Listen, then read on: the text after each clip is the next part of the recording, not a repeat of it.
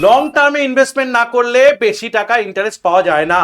ঠিক সেই রকমই আমাদের অনেকের কনসেপ্ট আছে যে এসবিআই ক্লারিক্যালের মতো পরীক্ষায় লং টার্ম ধরে পড়াশোনা না করলে হয়তো এই পরীক্ষায় আমরা চান্স পাবো না।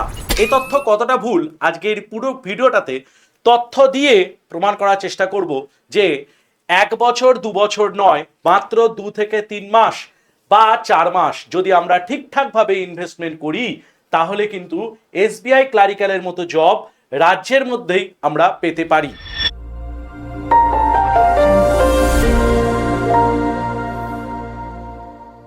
একদম সঠিক কথা। মাত্র 2 থেকে 3 মাস 4 মাস যদি আমরা ইনভেস্ট করি এসবিআই এর মতো ক্লারিক্যালের জব কিন্তু আমরা খুব ইজিলি ক্র্যাক করতে পারবো। ভিডিওটা প্রথম থেকে লাস্ট অবধি দেখলে এই জিনিসটা আপনাদের কাছে ক্লিয়ার থাকবে যে কি স্ট্র্যাটেজি বা কোন সাবজেক্টে বা কোন পার্টে কতটা টাইম ইনভেস্টমেন্ট আমাদের করা উচিত যাতে ম্যাক্সিমাম রেজাল্ট আমরা এখান থেকে পেতে পারি বা ম্যাক্সিমাম ইন্টারেস্ট আমরা এখান থেকে গ্রো করতে পারি। তো এই ধরনের পরীক্ষা ক্র্যাক করার জন্য কি কি প্রয়োজন পুরোটা কিন্তু আমি এই ভিডিওটাতে ক্লিয়ার করার চেষ্টা করব। তাই পুরো ভিডিওটা দেখলে তোমাদের কাছে এই ধরনের পরীক্ষা কত ইজিলি ক্র্যাক করতে পারবে সেটা কিন্তু ক্লিয়ার থাকবে, তার স্ট্র্যাটেজি কিন্তু পুরোটাই ক্লিয়ার থাকবে। চলো দেরি না করে শুরু করি। ওয়েলকাম টু বিএসসিসিআই, আমি প্রণব সরকার। তো প্রথমেই যেটা কথা বলেছিলাম সেটা কি, এসবিআই ক্লারিক্যালের মতো পরীক্ষা শূন্য থেকে শুরু করে ব্যাংকের মতো পরীক্ষা 2 থেকে 3 মাসে প্রিলিমস থেকে সিলেকশন পর্যন্ত এগোতে কি আমরা পারবো? একদম। দেখো আজ থেকে যদি শুরু করি কিভাবে 2 থেকে 3 মাসের আমাদের কি স্ট্র্যাটেজি থাকা উচিত, ঠিক আছে, সেটাই কিন্তু আজকে পুরো ভিডিওটা আমি বলার চেষ্টা করব এবং ভালো করে লাস্টে আমি একটা কথা বলবো সেটা কিন্তু মাথায় রাখার চেষ্টা করবে, যেটা কিন্তু আমাদের মূল বক্তব্য থাকবে এই পুরো ভিডিওটাতে, যার মাধ্যমে কিন্তু আমরা একটা সহজ পদ্ধতিতে এগোতে পারবো এই ধরনের পরীক্ষায়। সাফল্যের 3টি স্তম্ভ একটা একটা করে সুন্দরভাবে দেখবো। দেখো প্রথম প্রিলিমস, ঠিক আছে, তারপরে মেইনস, তারপরে হচ্ছে এলপিটি মানে ল্যাঙ্গুয়েস্টিক টেস্ট। ল্যাঙ্গুয়েস্টিক টেস্ট এটা যারা যারা বেঙ্গলি মিডিয়ামে আছো ওয়েস্ট বেঙ্গলের ক্ষেত্রে তাদের দিতে হবে না, ঠিক আছে, কিন্তু যারা যারা বাইরের থেকে পরীক্ষা দিচ্ছ ওয়েস্ট বেঙ্গলের ক্ষেত্রে তাদের ল্যাঙ্গুয়েজ টেস্টের পার্টটা কিন্তু রয়েছে। যাই হোক আমরা ফিরি প্রিলিমসে যে পার্টটা রয়েছে, ঠিক আছে, এই প্রিলিমস পার্টে স্ট্র্যাটেজি কি হওয়া উচিত, মেইনস পার্ট সেখানে আমাদের স্ট্র্যাটেজি কি হওয়া উচিত, আমি কিন্তু পুরোটা আজকে ক্লিয়ার করব এবং প্রিলিমস মেইনস দিয়ে কি করে আমরা পাস করতে পারি সেটাই কিন্তু আমি পুরোটা বলার চেষ্টা করব। দেখো প্রথম আমরা যেটা দেখে নেবো পরীক্ষার কাঠামো এবং সময়সীমা কি রয়েছে। ইংলিশ ল্যাঙ্গুয়েজ, ঠিক আছে, সেখানে কত নম্বর রয়েছে, 30টি কোয়েশ্চেন রয়েছে, ঠিক আছে, নম্বর কত আছে 30, সময় কত দিচ্ছে 20 মিনিট। ওকে, নিউমেরিক্যাল অ্যাবিলিটি মানে ম্যাথস বা কোয়ান্ট, সেখানে কটা কোয়েশ্চেন আছে 35টা, 35 নম্বর 20 মিনিট টাইম থাকছে। রিজনিং এবিলিটি 35টা কোয়েশ্চেন, সেখানে নম্বর কত থাকছে 35, 20 মিনিট টাইম থাকছে। তাহলে 100টা কোয়েশ্চেন 100 মিনিট এবং 100 নম্বর এবং 60 মিনিট আমাদের কাছে টোটাল টাইম থাকছে। নেগেটিভ টাইম কি থাকছে, নেগেটিভ টাইম থাকছে 1/4, ভুল করলে 0.25 নাম্বার কেটে যাবে। ওকে, এবার আমরা দেখে নেবো সবচেয়ে বড় গেম চ্যালেঞ্জিং, এবার আমরা দেখে নেবো সব থেকে বড় গেম চেঞ্জিং পার্ট কি হতে পারে সেটাই দেখবো। দেখো দেখো প্রথমত কোন সেকশনাল কাট অফ কিন্তু এখানে নেই, সেকশনাল কাট অফ পার্টটা কিন্তু এখানে নেই, এটা প্রথম কথা। দ্বিতীয়, দুর্বল বিষয় তোমার ইংলিশ, কথার কথা বলছি, কিন্তু তোমার শক্তিশালী বিষয় যদি কোয়ান্টার রিজনিং হয় বা 3টে পার্টের মধ্যে দেখা গেল তোমার কোয়ান্টার রিজনিং পার্ট খুব স্ট্রং কিন্তু ইংলিশ পার্টে তুমি দুর্বল, কোনো চিন্তার কোনো কারণ নেই, সেক্ষেত্রে কিন্তু এই পরীক্ষা তোমার কাছে আদর্শ। এছাড়া যদি তোমার মনে হয় যে না স্যার আমি ম্যাথসে একটু কম কিন্তু ইংলিশ আর রিজনিং পার্টে আমি স্ট্রং, তাহলেও কিন্তু এই পরীক্ষা তোমার জন্য একদম এলিজিবল, ঠিক আছে। তো ভালো করে একটু দেখার চেষ্টা করো, ঠিক আছে, কিসের বাধ্যকতা নেই। যেমন এসবিআই ক্লার্ক পরীক্ষায় কোনো নির্দিষ্ট বিষয় আলাদাভাবে পাশ করার কোনো সেকশনাল কাট অফ নেই, মানে আলাদাভাবে কিছু পাশ করতে হবে না। অন্যান্য পরীক্ষায় ব্যাংকের অন্যান্য যে পরীক্ষাগুলো সেকশনাল কাট অফ থাকে তার থেকে কিন্তু এটা সম্পূর্ণ আলাদা। কৌশলগত সুবিধা, শুধু ওভারঅল কাট অফ পার করতে হয়, ঠিক আছে। তো এই কারণে বললাম এই পরীক্ষা কিন্তু অনেকটা ইজি, যাদের ক্ষেত্রে কোনো একটা পার্টে একটু দুর্বল আছো তারা কিন্তু এই পরীক্ষা খুব ইজিলি ক্র্যাক করতে পারো। এরপর আমরা কি স্ট্র্যাটেজি নিয়ে মেনটেন করা উচিত যে মেন্স আর প্রিলিমস দুটোই একসঙ্গে কভার হয়ে যাবে। দেখো মেন্সের যে পার্টটা রয়েছে নতুন বিষয়, মেন্সের মধ্যে যেটা নতুন পার্ট রয়েছে ওই 3টে বাদ দিয়ে জেনারেল অ্যাওয়ারনেস, ফিনান্সিয়াল পার্ট, সেই পার্টটা রয়েছে। তাহলে আমার মেন তিনটে বিষয় তো রইলই, জিআই, ম্যাথ আর ইংলিশ। তার সঙ্গে আমার শুধুমাত্র জেনারেল ফিনান্স অ্যাওয়ারনেস যে পার্টটা রয়েছে সেটুকু যদি আমরা করি তাহলেও কিন্তু কমপ্লিট থাকছে। রিজনিং পার্টের মধ্যে এক্সট্রা একটা পার্ট থাকে, সেটা হচ্ছে কম্পিউটার। তো কম্পিউটার পার্টটা যদি আমরা কমপ্লিট করে রাখি তাহলে কিন্তু রিজনিং আর কম্পিউটারের যে মেন্সের পার্ট রয়েছে সেটাও কিন্তু আমাদের কভার হয়ে যাচ্ছে। তাহলে মেন্সের যে লেভেলটা রয়েছে সেটা কিন্তু অনেকটা বেশি দেখতে পাচ্ছি। তার মানে আমি যদি প্রিলিমস টার্গেট না করে আমি যদি মেন্সের দিকে ঠিকঠাকভাবে টার্গেট করি তাহলে কিন্তু এই পরীক্ষার প্রিলিমস এবং মেন্স দুটোই কিন্তু আমাদের কভার হয়ে যাবে। সঙ্গে শুধু মেন্সের জন্য এক্সট্রা যে পার্টটা রয়েছে জেনারেল ফিনান্স অ্যাওয়ারনেস আর কম্পিউটার পার্ট, এটাও কিন্তু একটুখানি দেখে নিতে হবে যাতে আমাদের তিনটা পার্টের সঙ্গে এই দুটো পার্টও কমপ্লিট থাকে। ঠিক আছে, ওকে, চলো এবার দেখে নেবো 35 নম্বরের ব্লুপ্রিন্ট। ঠিক আছে, কোয়ান্টের কি রয়েছে? ডেটা ইন্টারপ্রিটেশন থেকে 20 নম্বর। আচ্ছা, স্পিড ম্যাথ থেকে 50% নাম্বার, অ্যারিথমেটিক্স পার্ট থেকে 30% নাম্বার। তাহলে টোটাল পার্টটা কি রয়েছে? ডেটা ইন্টারপ্রিটেশন থেকে 10 নম্বর, স্পিড ম্যাথ থেকে 15 থেকে 17 নম্বর, আর অ্যারিথমেটিক পার্ট থেকে 10 থেকে 12 নম্বর। এবার স্পিড ম্যাথ যে পার্টটা রয়েছে সেখানে 15 থেকে 16 নম্বর, মাত্র 5 থেকে 6 মিনিটে এই নম্বর তোলা সম্ভব। একদম মাত্র 5 থেকে 6 মিনিটেই এই নাম্বারটা কিন্তু আমাদের তোলা সম্ভব।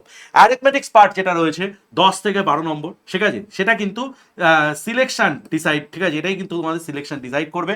ডেটা ইন্টারপ্রিটেশন যে পার্টটা রয়েছে সেটা 10 নম্বর, প্রিলিমসে মূলত দুটো সেটে মোটামুটি থাকে। ঠিক আছে, তো এই কারণে বললাম এই যে তিনটে পার্ট রয়েছে, তিনটে পার্টকে স্ট্র্যাটেজিক্যালি ভেঙে নিয়ে এইভাবে এগোনোর চেষ্টা করো, অনেকটা কিন্তু আমরা ইজিলি এগোতে পারবো।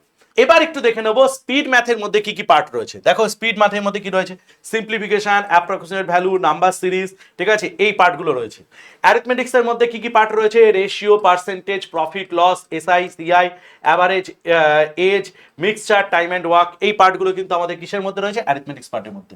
ডেটা ইন্টারপ্রিটেশনের মধ্যে ট্যাবুলার, ঠিক আছে, লাইন গ্রাফস, বার গ্রাফস, ঠিক আছে, পাই চার্ট, মোটামুটি এগুলো একটু দেখে যদি যাও এখানে কিন্তু সব থেকে বেশি তোমাদের কিন্তু এই পার্টটায় যদি জোর দাও এবং এই পার্টটায় যদি জোর দাও, ডেটা ইন্টারপ্রিটেশনের যে স্পিড ম্যাথের যে পার্টটা রয়েছে সেটা, মানে এই যে তিনটে পার্ট রয়েছে, তিনটে পার্টকে যদি খুব সুন্দরভাবে ঠিকঠাকভাবে প্র্যাকটিস করো, এই পার্টটা যদি ঠিকঠাকভাবে নাম্বার তুলতে পারো তাহলে কিন্তু অনেকটাই তোমরা এগিয়ে যেতে পারবে। এরপর দেখে নেবো রিজনিং পার্টে।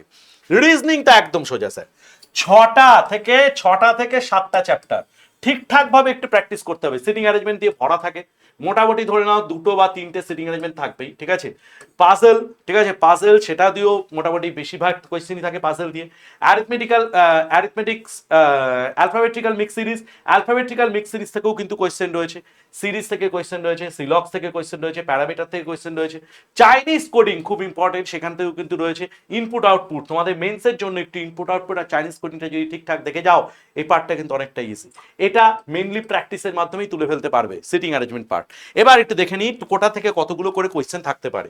দেখো সিটিং অ্যারেঞ্জমেন্ট, পাজল, এটা থেকে মোটামুটি ধরে নিতে পারো 3টে কোয়েশ্চেন থাকবে, মানে 3টে সিটিং অ্যারেঞ্জমেন্টের কোয়েশ্চেন দেবে, তার মধ্যে এক একটার মধ্যে 3টে করে কোয়েশ্চেন থাকতে পারে, 3 তারিখে 9খানা কোয়েশ্চেন, আমি একটা জাস্ট আইডিয়া বলছি। অ্যালফাবেটিক্যাল মিক্স সিরিজ, সেখান থেকে মিনিমাম 2 থেকে 3খানা কোয়েশ্চেন পাবে। চাইনিজ কোডিং থেকে কোয়েশ্চেন অবশ্যই পাবে, ঠিক আছে। তারপরে ইনপুট আউটপুট যে পার্টটা রয়েছে সেখান থেকেও কিন্তু কোয়েশ্চেন রয়েছে। তো বারবার বলছি মেন্সের জন্য প্রিপারেশন নাও, প্রিলিমসে কিন্তু ইনপুট আউটপুট দেয় না খুব একটা বেশি, চাইনিজ কোডিংও খুব একটা বেশি প্রিলিমসে দেয় না, কিন্তু আমরা যদি মেন্সের জন্য প্রিপারেশন নিই তাহলে যদি আমরা এই পার্টটুকু কভার করে রাখি তাহলে কিন্তু রিজনিং এর অনেকটাই কিন্তু কভার হয়ে থাকবে প্রিলিমসের জন্য। ওকে, এরপর ইংলিশে যে পার্টটা রয়েছে সেটা হচ্ছে ডেইলি রিডিং, প্রত্যেক দিন পড়াশোনা করতে হবে। এ সম্বন্ধে তোমাদের স্যার খুব ভালো বলে দিয়েছেন, ইংলিশ স্যার। এছাড়া বেসিক গ্রামার রুল সেটুকু ঠিকঠাক রাখতে হবে, ঠিক আছে। 30 স্কোর, ঠিক আছে, কি করে আসতে পারে? রিডিং, ভোকাবুলারি এবং বেসিক গ্রামার, এই দুটো যদি আমরা মেইনলি ঠিকঠাকভাবে এগিয়ে নিয়ে যাই তাহলে কিন্তু অনেকটাই আমরা এগিয়ে যেতে পারবো। এবং ডেইলি রিডিং এর ক্ষেত্রে, ডেইলি নিউজ পেপার রিডিং এর ক্ষেত্রে আর একটা সুবিধা পাবে, জেনারেল অ্যাওয়ারনেস যে পার্টটা রয়েছে, দেখবো আমরা জেনারেল অ্যাওয়ারনেস যে পার্টটা রয়েছে সেখানে কিন্তু মেন কারেন্ট অ্যাফেয়ার্স পার্ট বা ব্যাংক ওরিয়েন্টেড যে ডেটাগুলো যেমন রিভার্স রেপো রেট, ঠিক আছে, রেপো রেট, এইগুলো কিন্তু তোমরা খুব ইজিলি ডেইলি কারেন্ট অ্যাফেয়ার্সের মাধ্যমে বা ডেইলি নিউজ পেপার ফলো করলে শুধুমাত্র ইংলিশ নয় এই পার্টটাও কিন্তু তোমাদের কমপ্লিট থাকবে। তাই বারবার বলছি ভালো করে স্ট্র্যাটেজি মেনটেন করো। এরপর আমরা দেখে নেব যে কি করে 2 মাসের মধ্যে বা 3 মাসের মধ্যে আমরা এই পরীক্ষা ক্র্যাক করতে পারি। দেখো প্রথম 2 মাস আমাদের টার্গেট কি হবে? প্রথম 2 মাস আমাদের টার্গেট হবে যে ছোট্ট অল্প সিলেবাসটা রয়েছে খুব অল্প সিলেবাস ব্যাংকের ক্ষেত্রে, সেই সিলেবাসটাকে কমপ্লিট করা, এটা প্রথম 2 মাসে আমাদের টার্গেট রাখতে হবে। নেক্সট 3rd মান্থে আমাদের কি কাজ থাকবে? অনলি মক টেস্ট দেওয়া, অনলি। বিশ্বাস করো আমি এখনো টিল নাও আজকের ডেটও দাঁড়িয়ে বলে দিচ্ছি যে ডেইলি যদি মিনিমাম 2 থেকে 3টে সেট মক টেস্ট তোমরা দাও, সঙ্গে তার অ্যানালিসিস করো, ঠিক আছে? বেশি না, সামান্য একটুখানি অ্যানালিসিস করতে হবে যে কোন পার্টে আমার সময় বেশি লাগছে, একটু ঠিকঠাকভাবে অ্যানালিসিস করতে হবে যে কোন পার্টে আমার সময় বেশি লাগছে, কোন পার্টটা আমি একদম টাচ করতে পারছি না। এই পার্টগুলো যদি একটুখানি ঠিকঠাকভাবে অ্যানালিসিস করো এবং পার ডে 2 থেকে 3খানা টেস্ট কিন্তু দিতেই হবে, ম্যান্ডেটরি। পার ডে 2 থেকে 3খানা টেস্ট দিতেই হবে। তাতে তোমার বাড়িতে বিয়ে থাকুক, বা তোমার বিয়ে থাকুক, বা তোমার দাদার বিয়ে থাকুক, বা তোমার দিদির বিয়ে থাকুক, যার বিয়ে থাকুক না কেন, বা বাড়িতে যাই প্রবলেম হোক না কেন, চেষ্টা করতে হবে পার ডে 2 থেকে 3খানা কিন্তু টেস্ট দেওয়ার। তাহলেই কিন্তু এই পরীক্ষা খুব ইজিলি তোমরা ক্র্যাক করতে পারবে, ঠিক আছে? তো পার্ট কি আছে? সিলেবাস, ঠিক আছে? একদম সিলেবাস ঠিকঠাকভাবে রেডি রাখা, সঙ্গে স্ট্র্যাটেজি মেনটেন করা। কি স্ট্র্যাটেজি?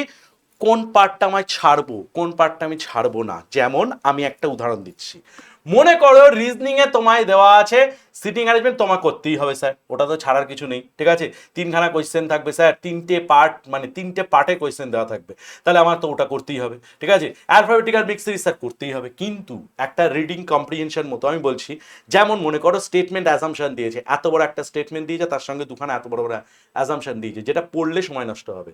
তাহলে এই স্ট্র্যাটেজি রাখতে হবে যে কোন পার্টটা আমি বাদ দেবো, কোন পার্টটা আমি এগিয়ে নিয়ে যাবো। এই স্ট্র্যাটেজি যদি ক্লিয়ার থাকে তাহলে কিন্তু এই পরীক্ষা খুব ইজিলি পাস করা যাবে। তাই দুটো বিষয় মাথায় রাখার চেষ্টা করবে, এক, সিলেবাস ঠিকঠাকভাবে জেনে সেটা কভার করার চেষ্টা করবে, আর ঠিকঠাকভাবে স্ট্র্যাটেজি মেনটেন করবে। এসবিআই ক্লার্ক কিন্তু সিলেকশন একদম পাক্কা তোমার জন্য, ঠিক আছে? এই দুটো জিনিস যদি ঠিকঠাকভাবে মেনটেন করো, মক টেস্ট দিয়ে স্ট্র্যাটেজি ক্লিয়ার করার চেষ্টা করো যে কিভাবে আমি কোন পার্টে আমি এগোবো, কোন পার্টে আমি এগোবো না, এই পার্টগুলো যেন ক্লিয়ার থাকে অবশ্যই, ঠিক আছে? তো ভিডিওটা যদি ভালো লাগে অবশ্যই শেয়ার করবে, আর অবশ্যই কমেন্ট করে জানাবে যে তোমার সত্যি কতদিন লাগতে পারে, তোমার অভিমত কি, যে আমি কতদিনে এই টাইপের একটা পরীক্ষা ক্র্যাক করতে পারি, সেটা অবশ্যই কমেন্টে জানাবে, ঠিক আছে? চলো।